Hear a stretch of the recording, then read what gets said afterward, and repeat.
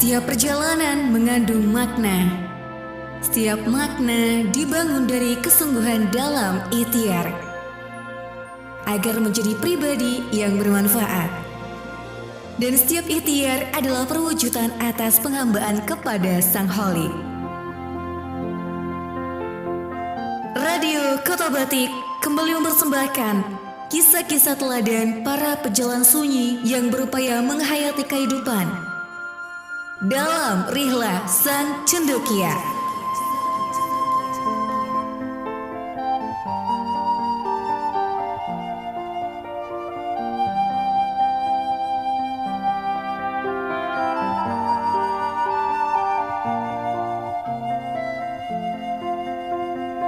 Ada yang belakangan ini agak tergeser oleh perubahan zaman. Dulu, para putra ataupun keturunan Raja Jawa yang akhirnya menelusuri jalan sunyi sebagai ulama cenderung memilih menepi dari keramaian, lalu hidup dalam kesederhanaan. Perhatian mereka terpusat pada perihal yang esensial, berikhtiar agar hatinya teguh memegang agama sebagai jalan hidup sambil menyebarkan ajaran-ajaran hidup sederhana, menjauhkan diri dari geliat arena pelampiasan nafsu hingga benar-benar berupaya melenyapkan jejaknya sebagai seorang pangeran atau bangsawan.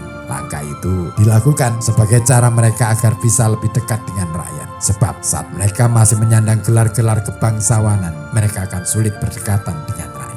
Namun kini hal itu agaknya sulit ditemukan lagi. Kini jabatan ataupun gelar-gelar akademik bagaikan hiasan yang dipajang berderet di depan atau di belakang nama mereka. Bahkan tanpa malu-malu mereka terkadang memajang gambar wajah mereka hanya demi menunjukkan eksistensi mereka. Mungkin memang zaman sudah kepalang demikian, menuntut orang untuk menampilkan diri sehingga akan mudah dikenali. Apalagi dengan jumlah penduduk yang semakin padat, semakin banyak, tentu akan sulit pula untuk melakukan pendekatan secara personal. Jadi masih kita maklumi pula perihal itu. Istilah sederhananya mungkin sudah menjadi kemauan zaman. Tetapi mari saya ajak Anda menyelami keteladanan sosok pangeran putra Sunan Amangkurat III, keturunan dari Sultan Agung Hanyokrokusumo yang nama lahirnya Raden Bagus Kemuning.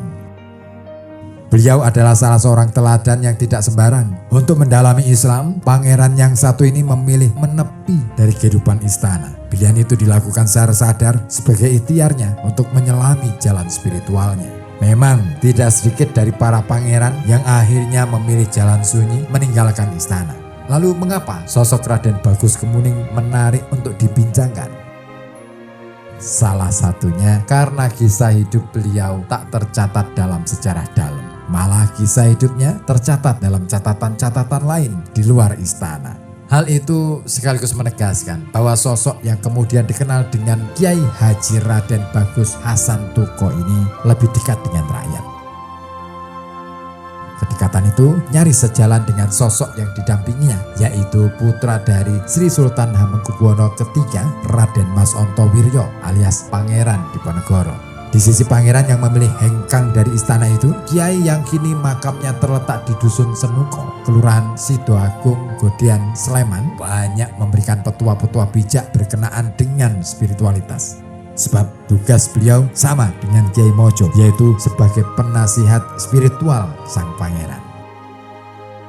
Sudah tentu dengan kedudukan itu, keilmuan kiai yang bangsawan itu bisa dikatakan ampuh. Terlebih-lebih dengan pengalaman hidup yang pernah dialaminya semasa masih bersama sang ayah Sunan Amangkurat III.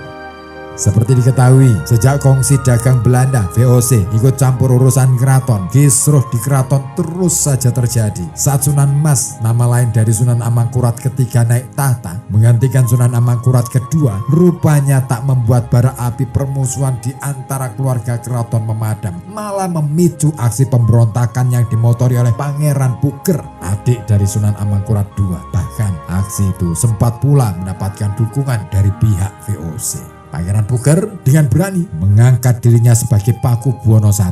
Hal ini makin memperkeruh situasi politik kekuasaan Mataram. Amangkurat III terpaksa keluar dari istana, menghindar dari kejaran pasukan Pakubuwono ke-1 yang dibantu VOC. Ia bergabung dengan Bupati Pasuruan Untung Suropati dan terjadilah perang antar saudara itu. Sayang, Untung Suropati meninggal dalam perang di Bangil itu, sementara Sunan Amangkurat III terus menghindari kejaran Pakubuwono I. Hidup berpindah-pindah dari Malang ke Blitar, lalu ke Kediri, dan akhirnya menyerah di Surabaya pada tahun 1708. Pengalaman pahit ini diperparah dengan pecahnya Mataram pasca perjanjian Giyanti. Belum lagi sikap VOC yang makin lama makin menjadi-jadi, mengobok-obok keraton sampai kehilangan kedaulatannya. Itu pula yang membuat Kiai Raden Bagus Hasan Tuko memilih keluar dari istana, bukan sekadar mempertahankan hidup, akan tetapi juga untuk berdakwah. Ia lantas menetap di Godean. Di daerah tinggalnya yang baru bersama Kiai Nur Iman, ia menyebarkan ajaran-ajaran Islam, menghadirkannya ke tengah-tengah masyarakat sebagai solusi atas segala permasalahan yang mendera. Islam didakwahkan sebagai jalan hidup yang menenteramkan dan mendamaikan hati. Saking dekatnya dengan rakyat, namanya begitu lekat dalam hati sanubari rakyat Godean. Ia kemudian dikenal pula sebagai seorang cendekia yang harismatik, dihormati masyarakat di wilayah Godean dan sekitarnya.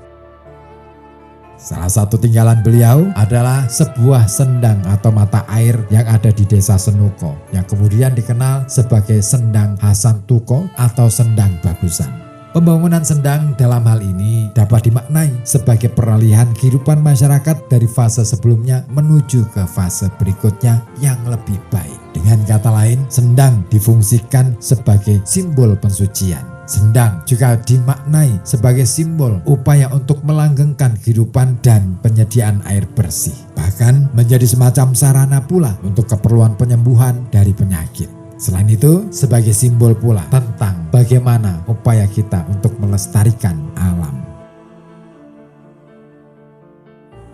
Dalam cerita tutur, nama desa tempat beliau dimakamkan juga berkait erat dengan nama beliau. Tampaknya penamaan desa itu merupakan sebuah penghormatan atas jasa beliau yang teramat besar kepada warga desa Senuko. Lain dari itu, ada pula kisah tentang pengaruh beliau di Gunung Pring, Magelang. Di desa Gunung Pring itu hidup pula putra beliau, Kiai Abdul Rauf, yang ikut menyebarkan ilmu agama. Bahkan tongkat estafet dakwahnya dilanjutkan oleh cicitnya, Kiai Haji Ahmad Abdul Haq Dalhar, yang kemudian kita kenal sebagai Mbah Mat, pengasuh pondok pesantren Darussalam Watu Congol, Gunung Pring, Magelang. Rasanya kisah ini seperti sebuah peringatan kepada kita yang hidup di masa kini. Mengajarkan tentang bagaimana hidup menjadi wajar, bahwa apapun atribut yang kita sandang, apakah seorang ningrat atau bukan, bangsawan atau rakyat jelata, apakah seorang pejabat atau bukan, ataukah seorang akademisi atau awam, tidaklah menjadi penting, sebab yang lebih diutamakan dalam kehidupan ini adalah bagaimana kita memainkan peran kita sebaik-baik mungkin agar menjadi berguna. Sudahkah kita melaksanakan itu? Menjadi manusia yang berguna.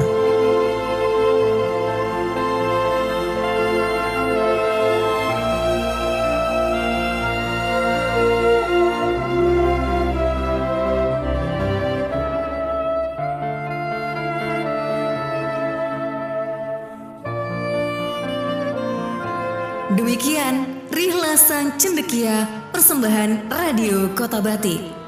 Semoga kita bisa mengambil hikmah dari setiap kisah teladan para cendekia Muslim Nusantara.